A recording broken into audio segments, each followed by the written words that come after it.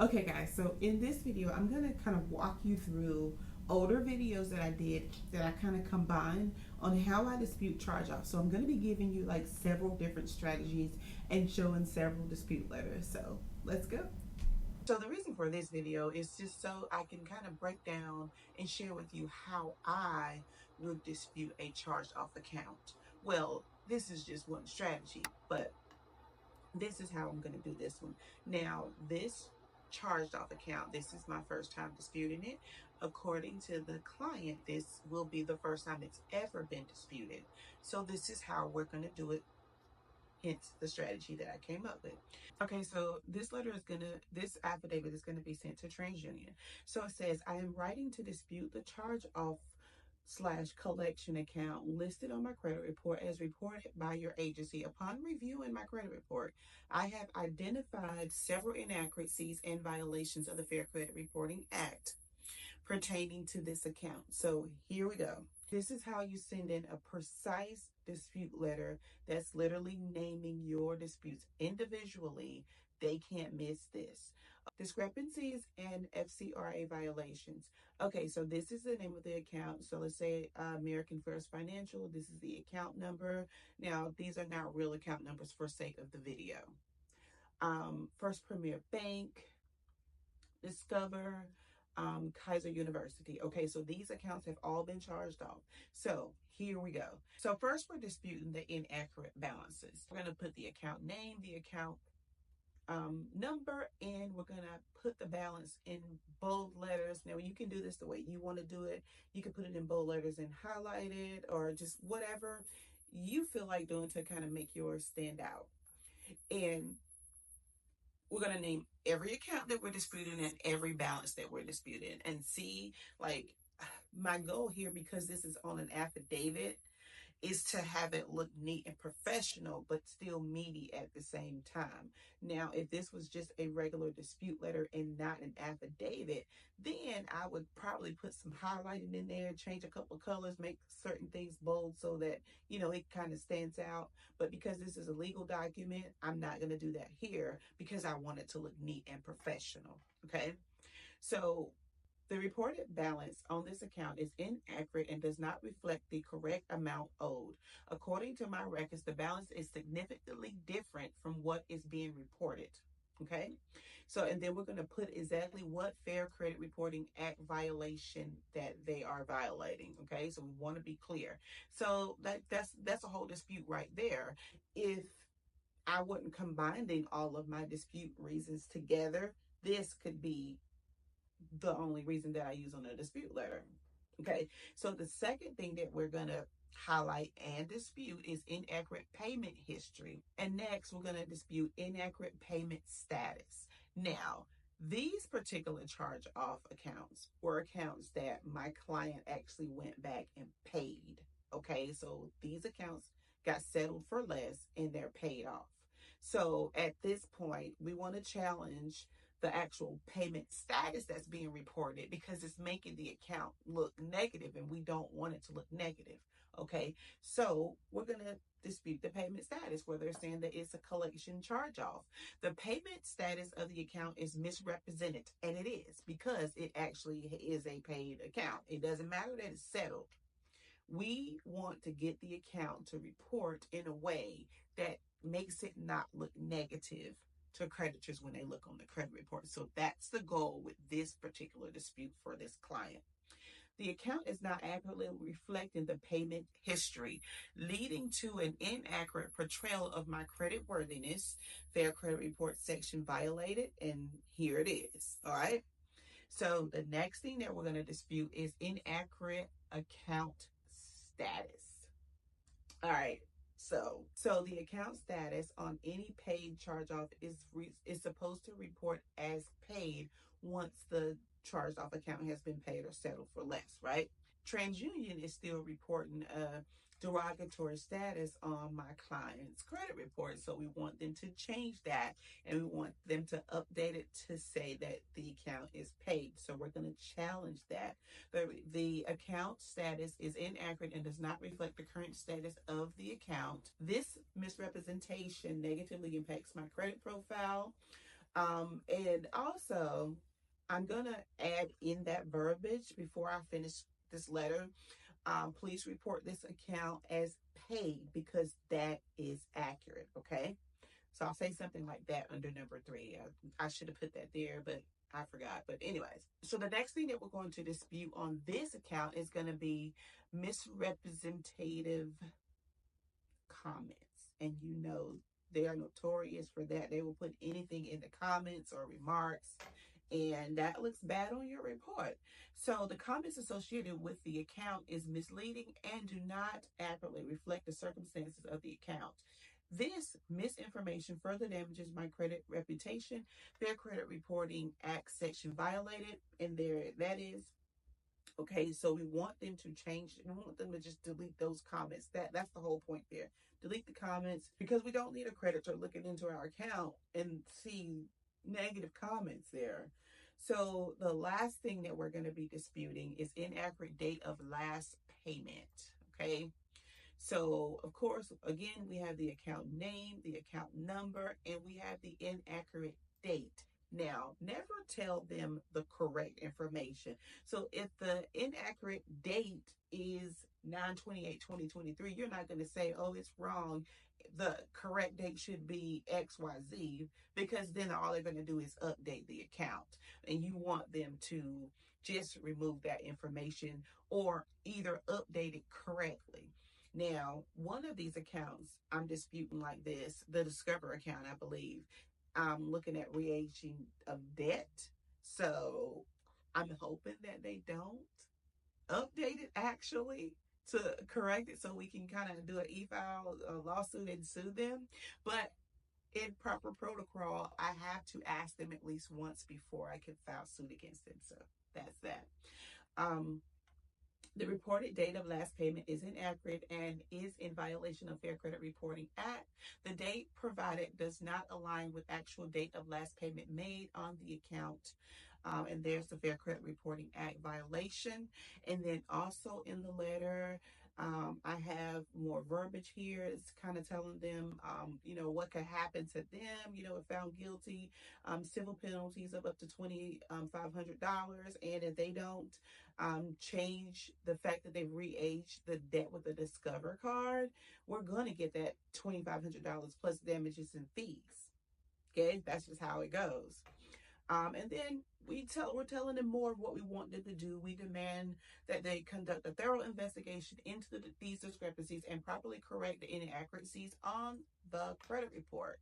And of course, here, as per affidavit, so we have here where your notary will sign and all of the above. So this really works. It gets good results because it is an affidavit and it is a notarized document that can be used in a court of law. So try this, and like if you don't know the verbiage, or if you don't want to create your own verbiage, you can like freeze. Like a lot of people will tell me, they was like, hey, I froze the video and I screenshotted it to get the verbiage down, because a lot of these affidavits I do have on my website. Some of them are for free. If they're not free, they're like really minimum. I don't think I have anything on my website that's like over $30. But you can always just like freeze the frame and copy down some verbiage and stuff. That's why I show the letters actually, so you can kind of see it and kind of duplicate it, to see if it can work for you. Okay guys, so this was the first video. I put these 3 videos together because these are the most 3 effective ways that I have been disputing charge-offs in this year that have gotten me back some really good results. So I'm hoping that you guys could take some stuff from these videos and make this stuff work for you. So I want to show you guys a more effective way to use the Metro 2 compliance to dispute your charged off credit card accounts. So first I want to show you the dispute letter, right? Then I'm going to go over it. I'm going to show you like the different Metro 2 fields and codes specifically for charged off credit card accounts, okay? So this is not a real account. So of course you have your name information here. You don't have to put your telephone number or your email address. That's optional. Date. Now this letter particularly is to the actual Capital One creditor, but you can make this letter and send it to the credit bureaus as well. So it's interchangeable. All right, so you want to say what reason you're disputing. You're disputing the charged off account, the account number. Little bit of the verbiage. I'm writing to formally dispute the reporting of my Capital One credit card account number. Blah blah. I recently obtained a copy of my credit report and found several inaccuracies and instances of non-compliance with Metro 2 reporting standards. And so here are the details of the account as reported. So with Metro 2, there are certain fields that are required, and there are certain fields that should be filled in, but they're not required, meaning that if they're not filled in or left blank, no harm, no foul. So we're going after required fields only. You have your account number, that is a required field. Portfolio type of account, that's base segment character 8, that is a required field. Anytime you see R on your credit report, that stands for revolving. That lets you know, hey, this is a revolving account, possible credit card account. Account type is base segment character field 9. And account type base 9, the number 18 basically is code for bank card. So that you can kind of get more of an idea of what your Metro 2 codes are so you can actually use them. All right, so credit limit is base character field 11. High credit or original loan amount is base segment field 12. Terms duration, base segment field 13. And beside here, I have missing here, should be REV, which means revolving, for revolving. The reason why I have that it's missing here is because that is something that is going to be a Metro 2 violation here that I will be disputing. And it is a required field. So now scheduled monthly payment amount base segment character field 15 is missing as well. And I will be disputing that as well. So you're gonna wanna make sure that you kind of call out and highlight every Metro 2 field that they're missing or not reporting, because that's your dispute reason. But you also wanna make sure that you're going over the accounts, and you want to make sure that you're going over the entire account so that everything is there. So account status base segment character field 17A, 97 means charge off. Special comments, or some reports will say remarks, creditor remarks, base segment character field 19. Upon reviewing the Metro 2 compliance guidelines and CDIA reporting requirements, I have identified the following discrepancies. So now we're getting down to it. And number 1, base 13, which is terms duration. This field is missing from the report. This should be present, or you must delete this information.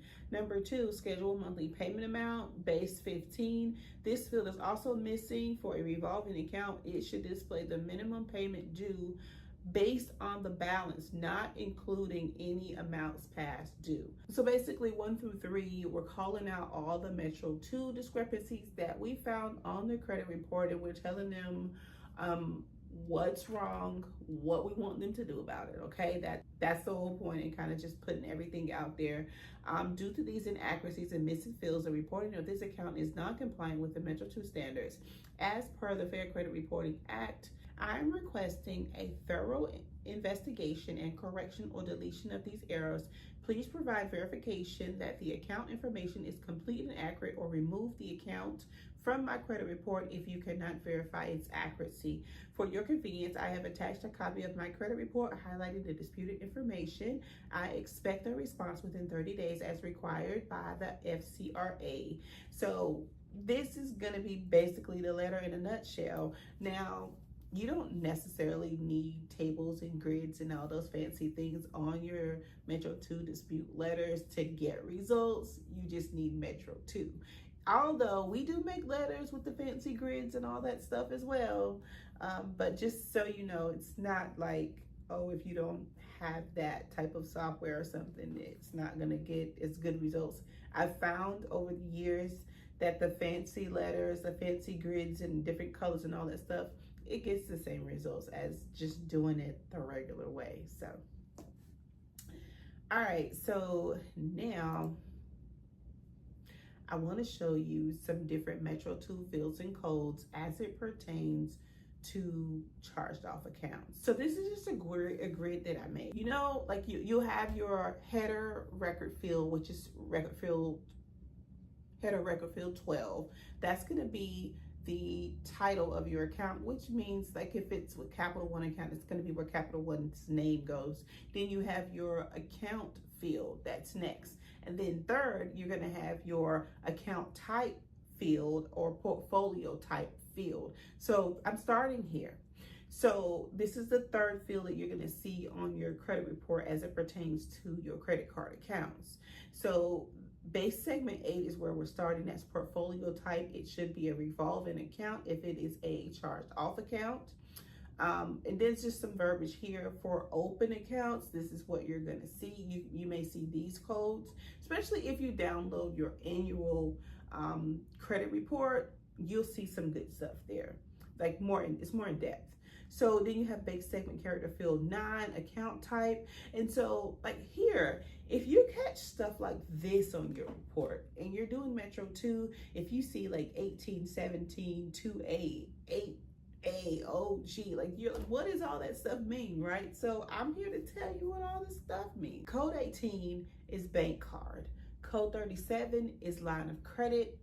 Code 2A is unsecured loan. Code 8A is auto lease. Code OG is secured credit card. And these are required fields. So if you want to really use Metro 2 coding in your disputes, you can refer to the Metro 2 code as opposed to referring to the actual account type, if that makes sense. So if it's 18, which is a bank credit card, you can say field 18 is missing, but it is required, instead of saying the bank credit card field is missing or not required. See, I found that if you can kind of get to know your codes and you can actually learn to dispute using more code than anything else, and I'm saying this because I just called Experian today for someone, and I was just doing a checkup, you know, on the dispute letters, and I'm speaking to the rep, and she says, well, you know, I can't really pull up any information on this particular letter. I had 5 letters I was having her check on, and she says, well, I can't really pull up any information on this particular letter. And I said, well, may I ask, you know, how is it that you have the information on the 4 but not the 5th, you know, letter? And she says, well, an actual human has that one. So I would have to contact, you know, send them a message and, you know, go through all that. If you would like to hold, I can do that. And I said, it worked, because that's what I wanted. I wanted a human being to get that letter so that they could read those codes that they do not know. Okay, it worked. So that just showed me today that the old-fashioned way, quote unquote, is still in play here, and it definitely still has its place in credit repair, because sometimes you want a human being to read your letter, not so that they can feel sorry for you, but because human beings are human beings, okay? We are human beings, okay? We're not just a system that's, you know, run everything through everything, and everything is done through the system and no actual hands or eyes are ever set on it. Sometimes you need a human being to look at your disputes so that they can help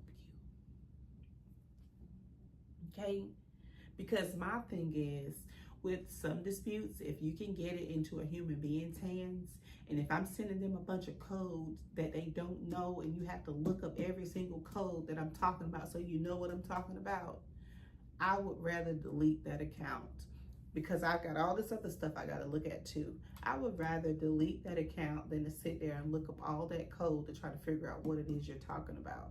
That has worked too. So just saying, I'm just putting that out there. There's so many different things that works as far as getting deletions. I could literally sit here and talk to you all day. In fact, I'm gonna do a live one day soon, okay? So, because I want people to be able to just, you know, ask questions and get answers right then.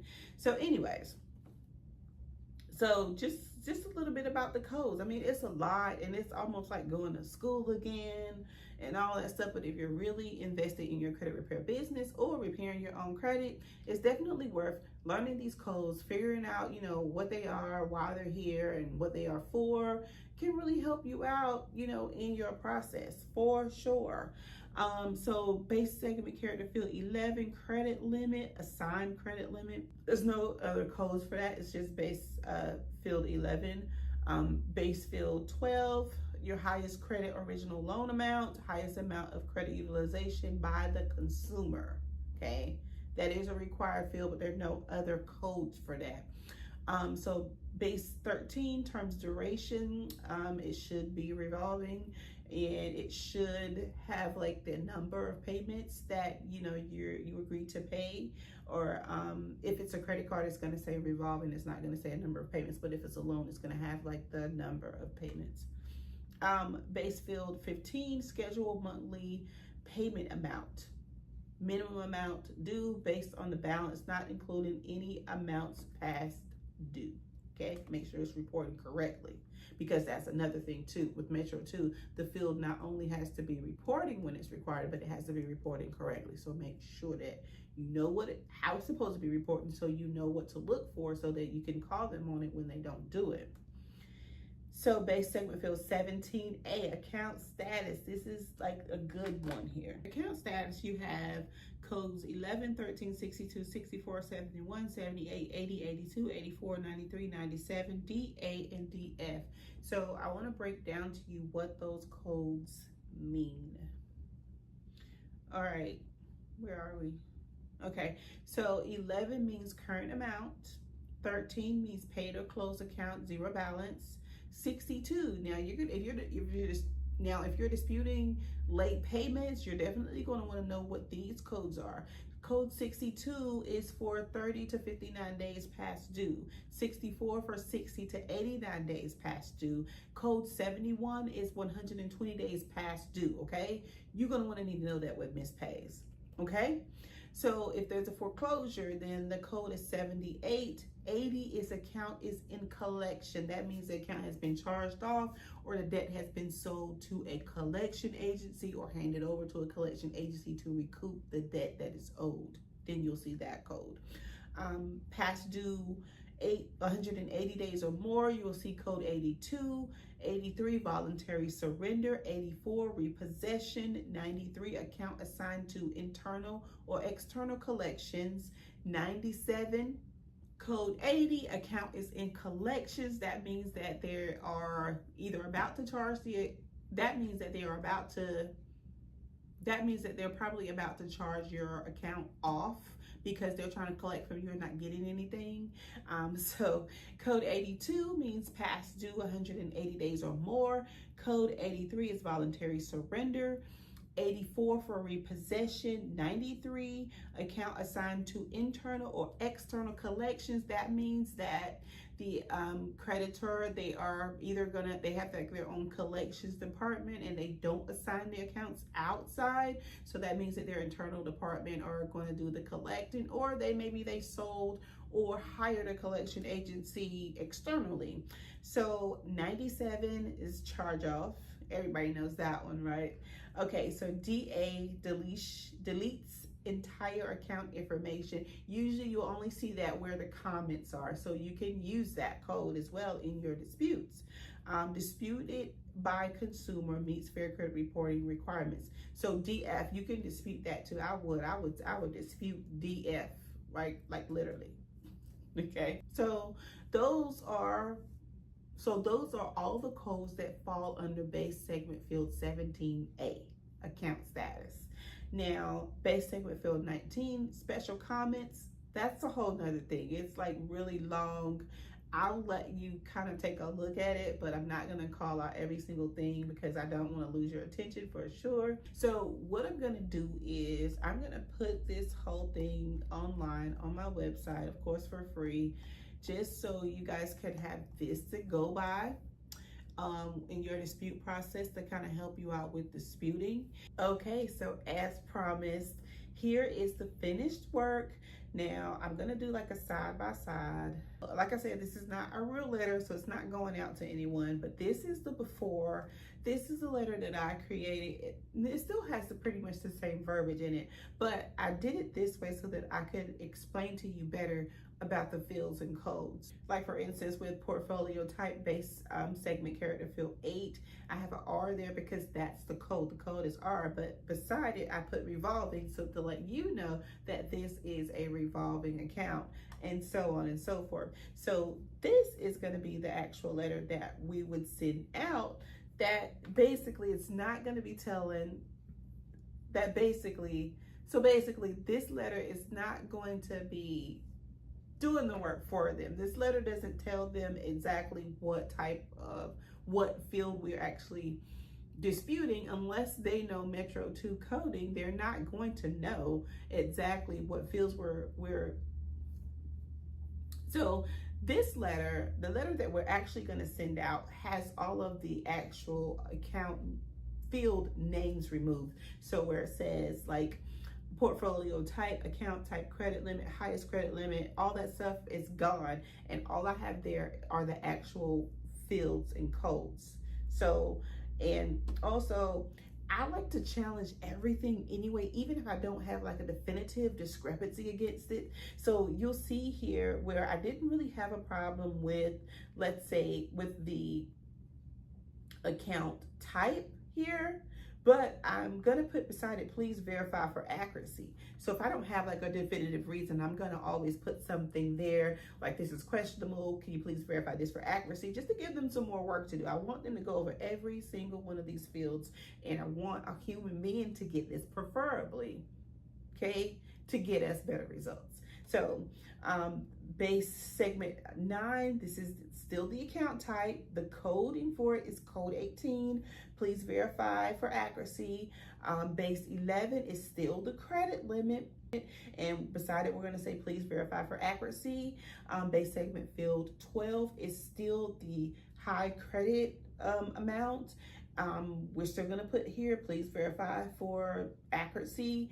And right here where we're actually finding discrepancies to dispute, base segment field 13, which is the terms of duration, which is missing. So here where we have base segment character field 13, where we're actually disputing a discrepancy, where it is missing, the whole field is missing. So we're going to put missing, please remove inaccurate reporting. So then with base segment field 15, which is the scheduled monthly payment amount, that is missing.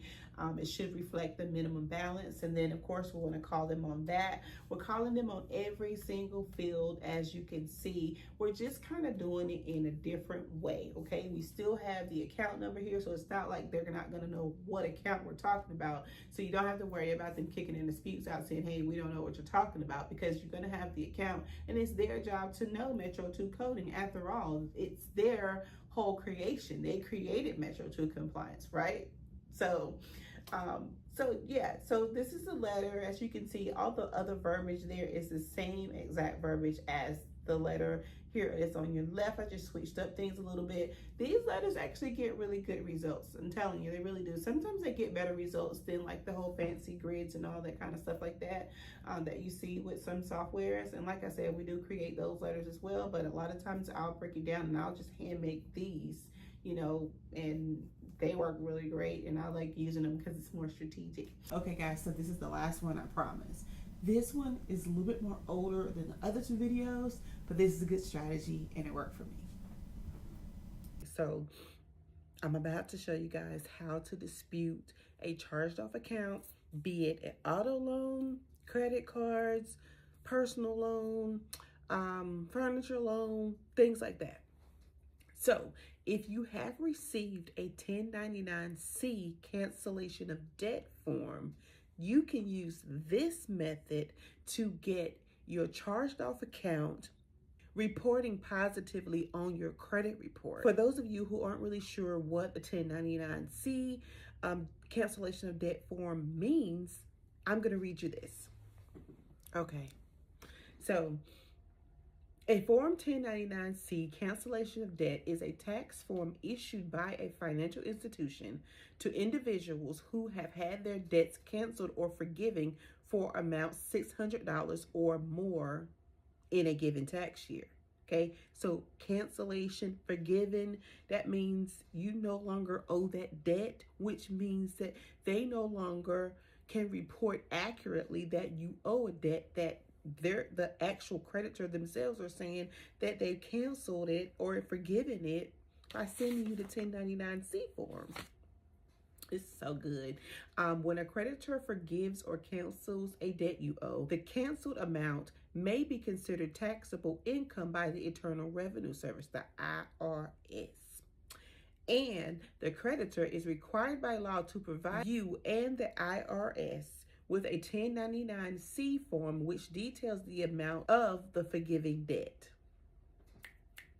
Okay, so what this means is that the IRS would consider the, let's say, $10,000 that you owed a credit card charge off. The IRS would consider that as income if it has been charged off, canceled, or forgiven by the actual creditor, because it becomes income to you because you never had to pay it back. So the 1099-C form sent to you by the original creditor is sent to you so that you can file this as income on your tax return. Notice how it says cancellation of debt. So when you go to your credit report, I just happen to have one here. I'm going to do an example. Y'all know I love to do examples. So here is just a credit report with a charged off Capital One credit card debt of, let's see how much it is, $1,005. You see where it's saying the account rating is derogatory. The payment status is in collection charge-offs, and also in the comments, okay? It's saying that the debt has been charged off, blah, blah, blah. So we're going to use the 1099-C form that we received as supporting evidence directly from the creditor that the debt has been forgiven. So if the debt has been forgiven, that means that you owe them zero. The account is not a collection or a charge off, and they are reporting that inaccurately on your credit report. So bam. So what we're going to do is take our 1099-C form, and we're going to create, y'all know I love these affidavits of fact and truth. So what I have done is I have created an affidavit of fact and truth as it pertains to this certain debt being canceled by the creditor. It's really simple. Like, any of you guys can do it. So let's see, it's going to be credit card debt here. Sorry, I was working on this for somebody.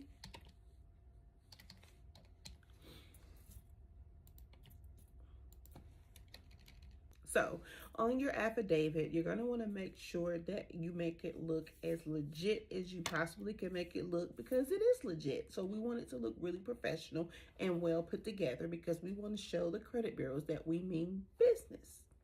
So, of course, it's going to say highlighted in yellow is where you would fill in whatever state you're from or whatever your personal information is.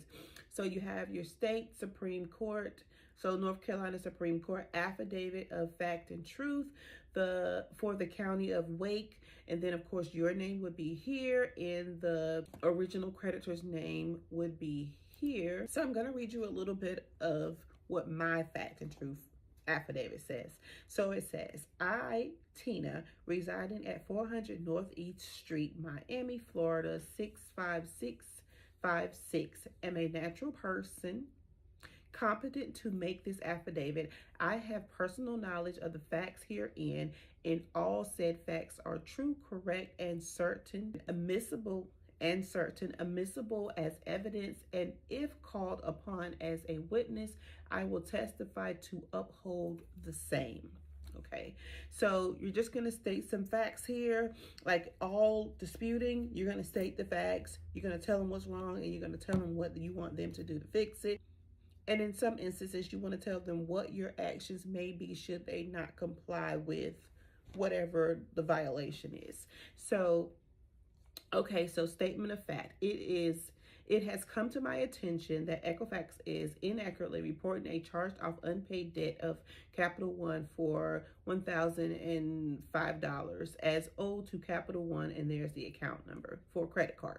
Okay, so evidence of debt forgiveness. Capital One has issued a 1099-C form indicating the cancellation of debt, which unequivocally signifies the forgiveness of the aforementioned debt. A copy of this 1099-C form is attached hereto as Exhibit C. Okay, so there's your proof. Okay, requirement for accurate reporting. Pursuant to the Credit Reporting Act, these credit bureaus are mandated to report credit information that is accurate and complete, given the cancellation and forgiveness of debt as evidenced by the 1099-C form issued by Capital One Bank. The report of a charge-off unpaid debt is both inaccurate and misleading. All charge-off, collection, and derogatory remarks must be removed immediately. Demands for correction. I hereby demand that the credit bureau immediately correct the inaccurate reporting on my credit report to reflect a zero balance owed to Capital One for the specified account, acknowledging that the debt has been canceled and forgiven with no derogatory remarks or payment statuses. The failure to accurately report this information constitutes a violation of my rights under Fair Credit Reporting Act. So notification of violations, and then we're going to let them know legal actions that we can and will take. Okay, I will file a federal lawsuit against them so fast because why? They canceled and forgiven the debt. Okay, so your Exhibit A is usually with my affidavits are going to always be your driver's license. Exhibit B is going to be the account as they are reporting it on your credit report. Exhibit C is going to be your actual 1099 form copy. Of course, you have this notarized that makes it legally binding, and you send this off, and I guarantee you're going to get some action, okay? Okay, guys, so there you have it. Those are my three main. Okay, guys, so there you have it. Those are my three main strategies that I've been using this year in 2024 to dispute charge-off accounts, and I've been getting really good results doing it. So I just wanted to come on and share that with you guys. So I hope this video helped you. Of course, I say it all the time. Until the next video, we'll talk soon.